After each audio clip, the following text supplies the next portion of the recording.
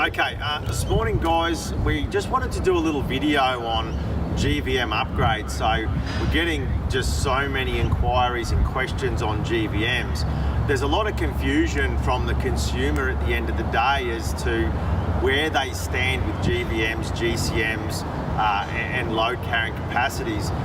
Essentially what we're seeing is a lot of GVMs we see, they will give you a GVM upgrade, but not a GCM upgrade, which means you can carry more in your car, but there's a sacrifice on your tow capacity for those weights.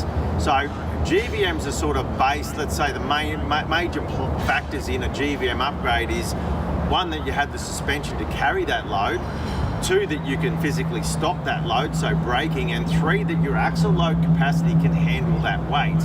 Now, what we see a lot of is if you've got, for example, a car and we go, hey, you can on a 79 as an example, you can have a 3.9 ton GVM. The bottom line is if you load that car to 3.9 ton, you can only tow 3.8 ton without a GCM increase. So there's a sacrifice there to be had. The other major issue that we're seeing is rear axle load. So saying that you can carry 3.9 ton, but you don't physically have a rear axle load capacity big enough to carry it. And here's the problem. You've got on a, let's use a 79 as an example. So you've got a 1480 front axle load capacity, a 2300 rear axle load capacity. Now, that gives you from Toyota a 3780 kilo axle load rating. So what's happening now is we're seeing GVMs where they're getting figures and saying, well, we're just going to raise this 10% because we think that the safety factor is too high from Toyota, so we're just going to up it a little bit. So these guys come out at 3.3 ton as a GVM with a 3780 axle load rating, so they're giving you a 480 kilo safety factor.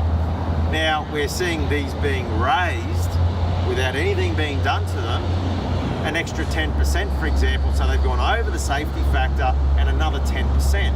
So we see roughly about 2 of these a week smashed, where the customer's on his GVM, but he's over his rear axle load capacity. So the problem being is when you load these vehicles, especially on a dual cab as an example, a factory dual cab, the wheel's actually back here.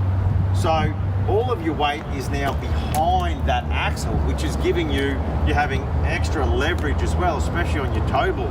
So we had a customer yesterday or the day before, and he was in a single cab, and he says, look, I'm 3.9 ton, but I'm 2600 over my rear axle load. So there's an issue straight away. The bottom line is once you put 5 people, a winch, bull bar, side rails on a car, everything else goes in the back, and on a dual cab, for example, it goes behind the back wheels.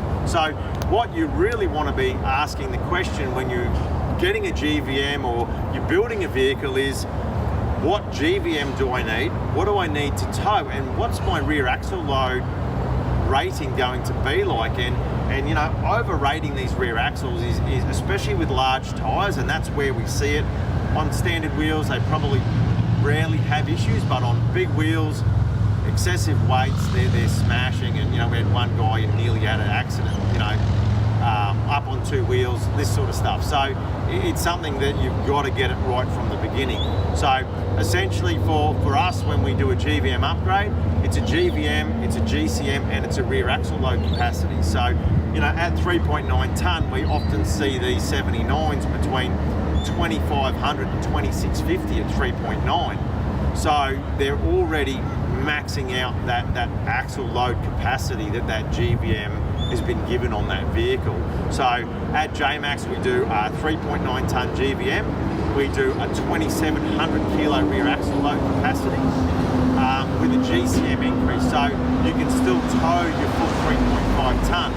So this one here we haven't released yet, but it's a 300 extension, and it will be something new. Our 4.2 ton GVM will be available shortly. But again, building these vehicles, you've got to make a plan and say, okay, this is where I'm going to be. So we're seeing companies now that are building vehicles, and by the time we put fridges and canopies and drawers and all of the things that we require, winches and all sorts of things, water tanks, we're way overweight. So when it comes back to putting it on the road, you got to start stripping stuff out of your car. So making a plan in the beginning is a good plan. But that'll give everyone a little bit of insight into GVMs, GCMs and axle load capacities. And if you've got any questions, you can contact us at jmax.com.au.